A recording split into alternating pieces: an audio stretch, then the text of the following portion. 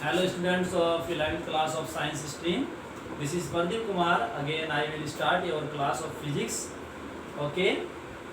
तो देखिए लंबे समय के बाद दोबारा से हम YouTube के थ्रू आपकी क्लासेस स्टार्ट कर रहे हैं, लेकिन बच्चों के कुछ डाउट्स होते हैं। वे डाउट्स आप YouTube की हेल्प से नहीं पूछ सकते हैं क्योंकि आप कमेंट नहीं करते हैं। और मैंने आपको बताया था यदि आपको कोई प्रॉब्लम हो तो आप मेरे पर्सनल व्हाट्सएप नंबर पर कमेंट कर सकते हैं, ठीक है ना। तो इस प्रॉब्लम को रिमूव करने के लिए हम क्या करेंगे कि जो आपका आर्टिकल और न्यूमेरिकल पार्ट होगा वो आपका ऑन द बोर्ड यूट्यूब की हेल्प से ही कंटिन्यू रहेगा। बट जो आपकी प्रॉब्लम्स है उन्हें आपकी सॉल्व करने के लिए हम क्या करेंगे कि एक डाउट सेक्शन रखेंगे वीकली, और उस वीकली उसमें जो मैं आपकी हेल्प से आप जानते हैं तो उसमें आप अपने डाउट्स की पूछ लीजिएगा। इसलिए लगातार जो भी आपके डाउट्स है या तो कमेंट कर लीजिएगा या आप एक नोटबुक बना लीजिए, उसमें आपने डाउट्स लिखते रहिए। और जब भी आपकी लाइव क्लास हो उस लाइव क्लास में आप अपने डाउट्स को क्या कर सकते हैं, पूछ सकते हैं, ठीक है ना।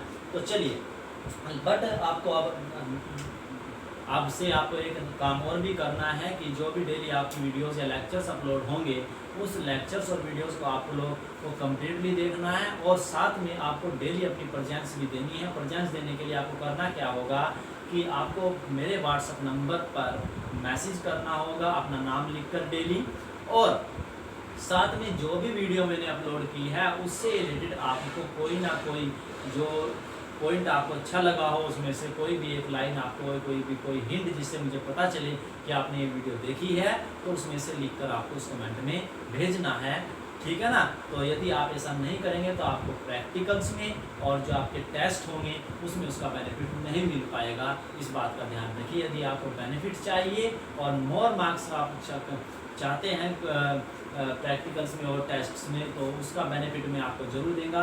देखिए 30% आपको इसका वेटेज मिलेगा, आपके टेस्ट हो चाहे आपके प्रैक्टिकल हो। आज से मैं आपका रिपोर्ट तैयार करूँगा प्रेजेंट का भी, और आपका जो परफॉर्मेंस होगी उसका भी, ठीक है ना। और कोशिश ये रहेगी कि वीकली आपका एक लगातार टेस्ट भी होता रहे, पीटी से अलग, मंथली टेस्ट से अलग, तो बने रहिए। लास्ट लेक्चर में हमने वेक्टर एनालिसिस में आपको ज्योमेट्रिकल मेथड्स बताए गए थे कि कैसे हम 2 वेक्टर्स या मोर वेक्टर्स का एडिशन कर सकते हैं by the help of geometrical method. देखिए यहाँ पर हम स्टार्ट करेंगे एनालिटिकल मेथड। मैंने आपको बताया था कि हम ज्योमेट्रिकली वेक्टर्स को ऐड कर सकते हैं, और ऐड करने का आपको 2-3 तरीके बताए गए थे। ट्रायंगुलर लॉ बताया गया था, पैरेललोग्राम लॉ बताया गया था, पॉलीगॉन लॉ बताया गया था। बट मैथमेटिकल मेथड हमारे पास अवेलेबल नहीं था, तो आज की इस सेक्शन में हम एनालिटिकल मेथड को स्टार्ट करेंगे, ठीक है ना। काफ़ी ईजी है, एग्जाम के पॉइंट ऑफ व्यू से इम्पोर्टेंट भी है। देखिए कुछ सिलेबस आपके बुक से यूज़ हुआ है, उसे मैं आपको उसकी कॉपी भेज दूंगा। तो जो भी टॉपिक्स होंगे उससे रिलेटेड वो कोशिश ये करूँगा कि उन्हें भी कवर किया जाए, लेकिन आपको पता होना चाहिए कि सिलेबस का पार्ट नहीं है, क्योंकि प्रॉब्लम ये है कि हम टॉपिक्स को करने की कोशिश इसलिए करेंगे क्योंकि आगे जब आप जाओगे कंपटीशन लेवल में एग्ज़ाम फेस करोगे तो वहाँ पर उनकी ज़रूरत आपको ज़रूर पड़ेगी, ठीक है ना। जो टॉपिक्स आपके 10 से रिलेटेड उन्हें शायद मैं स्किप कर दूंगा, बट जो न्यू टॉपिक्स होंगे उन्हें पढ़ाने की पूरी कोशिश करूंगा। बट यदि सिलेबस का पार्ट नहीं है तो आप उन्हें सिर्फ समझिएगा, आप उन्हें ज़्यादा फोकस करने की ज़रूरत नहीं है, बढ़ने की कोई ज़रूरत नहीं है। तो आज हम स्टार्ट करते हैं analytical method. Analytical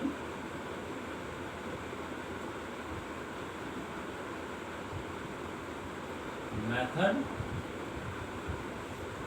of vector addition. Clear है ना। देखिए इंपॉर्टेंट है। सबसे पहले हम स्टार्ट करते हैं कि हमने आपको बताया था कि हमारे पास जो सोर्स है वो है ज्योमेट्रिकल मेथड। तो ज्योमेट्रिकल मेथड को हम लेकर चलेंगे और उसकी हेल्प से मैथमेटिकल फॉर्म को फाइंड करेंगे। तो देखिए कैसे करते हैं। तो सबसे पहले आप किसी एक मेथड को चूज़ कर लीजिए ज्योमेट्रिकल मेथड में से। तो उसमें से हम चूज़ करते हैं, आपके पास एक ट्रायंगुलर मेथड है और एक है आपके पास पैरेललोग्राम मेथड। तो मैं उसमें से कंसीडर करता हूँ कि पैरेललोग्राम मेथड को, क्योंकि ज़्यादातर यूज़फुल वही है, तो उसे हम यूज़ करते हैं। तो लेट अस कंसीडर कर लेते हैं कि आपके पास 2 वेक्टर्स हैं। चलिए देखिए, जो इसकी जो पैरेललोग्राम लॉ है वो आपको नोट करना है। पिछले वीडियो से सेम है। कभी आप एग्जाम में छोड़ दो तो सपोज कर लीजिए कि ये आपका एक पॉइंट ओ हो गया और ये आपका बन गया पॉइंट पी। तो जो ओपी है वो एक वेक्टर को रिप्रेजेंट करता है। सपोज कर लीजिए कि ये वेक्टर आपका क्या है, वेक्टर ए। अब एक अनदर वेक्टर है, सपोज कर लीजिए अनदर वेक्टर ये। काफी इजी है, ध्यान से देखिएगा। इसका ये एंड मान लीजिए आपका क्या है, क्यू। तो ये ओ क्यू क्या है, एक अनदर वेक्टर को रिप्रेजेंट करता है जो कि वेक्टर क्या है, बी। और इन टू वेक्टर्स का आपको रिजल्टेंट क्या करना है, फाइंड करना है। तो अप्लाई कीजिए parallelogram law of vector addition. तो आपको पता है according to the parallelogram law of vector addition आप इससे क्या करिएगा, एक पैरेललोग्राम फॉर्म कीजिए। उसके लिए आपको इसके पैरेलल एक लाइन यहाँ पर ड्रॉ करनी हो। तो ये लाइन हमने यहाँ पर एक ड्रॉ कर दी। अब इसके पैरेलल एक यहाँ पर लाइन ड्रॉ कर दीजिए।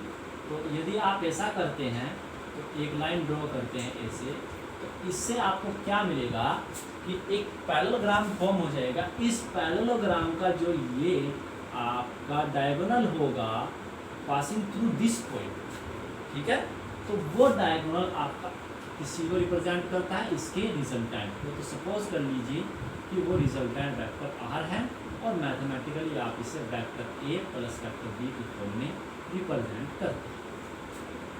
अब आप देखिए जरा यहाँ पर, चूंकि ये आपका वेक्टर बी है तो ये पैरेलल हुआ इसके। यदि आप यहाँ पर ये एरो लगा देते हैं तो ये भी आपका वेक्टर बी को रिप्रेजेंट करेगा। सपोज कर लीजिए कि ये दोनों वेक्टर आपके एंगल थीटा पर एक दूसरे से लगे हुए, ठीक है। तो अब आपको करना क्या है, तो यहाँ पर आपको सबसे पहले लिखना है parallelogram law of vector addition. ये आपको यहाँ पर लिखना है प्रीवियस वीडियो से, जो मैंने इसमें बता के दिया है, आपको इसी का डिस्क्रिप्शन दे। तो हम यहाँ पर लेट कर लेते हैं, लेट वेक्टर ओ पी। देखिए ओ से स्टार्ट हुआ और पी पे फिनिश हुआ, तो ये आपका वेक्टर ए है। वेक्टर ओ क्यू ये आपका वेक्टर बी हो गया एंड रिजल्टेंट आपका हो गया वेक्टर ई से यहाँ पर कुछ नाम दे दीजिए, आप नाम दे दीजिए एस, क्योंकि आर तो यहाँ पर हो गया। तो यहाँ पर आप, sorry for some time, stop this video.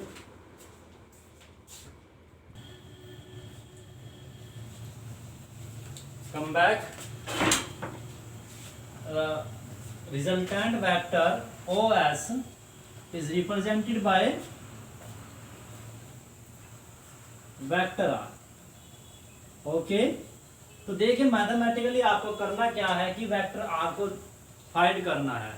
तो मैथमेटिकली मीन्स आपको पता है कि मैथमेटिकली जब आप किसी वेक्टर को रिप्रेजेंट करते हैं तो उसका एक मैग्नीट्यूड होता है, एक होता है यूनिट वेक्टर जो उसकी डायरेक्शन को शो करता है। तब आपको मैथमेटिकली क्या करना है कि एक तो इसका मैग्नीट्यूड फाइंड करना है। मैग्नीट्यूड मीन्स आपको बताया गया था कि ज्योमेट्रिकली जब किसी वेक्टर को आप किसी एरो से रिप्रेजेंट करते हो तो उस एरो की जो लेंथ है उसके मैग्नीट्यूड को शो करती है और जो उसकी डायरेक्शन है वो उस वेक्टर की डायरेक्शन को शो करती है। And initial point two final point, clear है ना। अब आप देखिए जरा यहाँ पर, ये है रिजल्टेंट वेक्टर। तो इसका मतलब है जो रिजल्टेंट वेक्टर का जो मैग्नीट्यूड है वो इस डायगोनल की लेंथ के क्या होगा, इक्वल होगा। और जो इसकी डायरेक्शन होगी वो OS के अलोंग, दैट मींस ये यहाँ पर हम कंसीडर कर लेते हैं ये एंगल कितना है, अल्फा। ये कितना है, अल्फा। इसका मतलब ये होगा कि अल्फा एंगल पर ये वेक्टर क्या है, इंक्लाइंड है, डायरेक्टेड है। तो आपको क्या करना है, एक तो अल्फा फाइंड करना है, दूसरा ये इस एरो की लेंथ फाइंड करनी है। अब आप बताइए मैथमेटिकली कैसे करोगे। अब मैथमेटिकली यदि बात की जाए तो आप यदि किसी ट्रायंगल की साइड फाइंड करना चाहते हो तो आपके पास ओनली एक ही टूल है, वो है पीजीटी, पाइथागोरस थ्योरम। और पाइथागोरस जो थ्योरम आपकी है वो अप्लाई की जाती है राइट एंगल ट्रायंगल पर। लेकिन यहाँ पर कोई राइट एंगल ट्रायंगल नहीं है, तो इसके लिए हम क्या करेंगे कि ये जो साइड है आपकी, इस साइड को थोड़ा सा हम आगे बढ़ाएंगे और यहाँ से इस पर एक परपेंडिकुलर ड्रॉ करेंगे, क्लियर है ना। सपोज ये आपका एन। अब आप देखिए आपका एक राइट एंगल ट्रायंगल ये बन गया। अब यदि आपको इसकी लेंथ फाइंड करनी है, OS फाइंड करनी है, तो आपको OM पता होना चाहिए और MS पता होना चाहिए, और OM के लिए आपको PM पता होना चाहिए और ये MS पता होना चाहिए। अब आप जरा देखिए, ये भी एक राइट एंगल ट्रायंगल है यहाँ पर, ठीक है, बट इसकी साइड जो है आपको पता है कि ये एरो B है, तो इसकी लेंथ क्या होगी, इस मैग्नीट्यूड के बराबर होगी, तो ये मैग्नीट्यूड इससे वो करेगा इसकी लेंथ को। बट यहाँ पर देखिए लाइन दोनों पैरेलल्स है, तो ये एंगल यदि थीटा है जो कि नोन है, तो ये एंगल भी क्या होगा, थीटा होगा। अब आपको एक साइड नोन है, एक एंगल नोन है, तो अनदर थिंग्स इसकी ट्रिग्नोमेट्रिक रेशोज की हेल्प से क्या की जा सकती है, फाइंड की जा सकती है, तो हम ऐसा ही करेंगे। तो इन ट्रायंगल SPM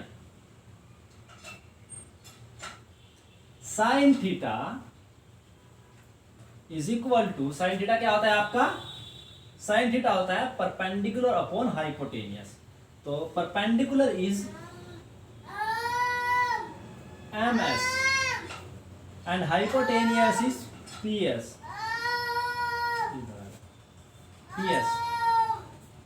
MS कितना है आपका, अभी पता नहीं है,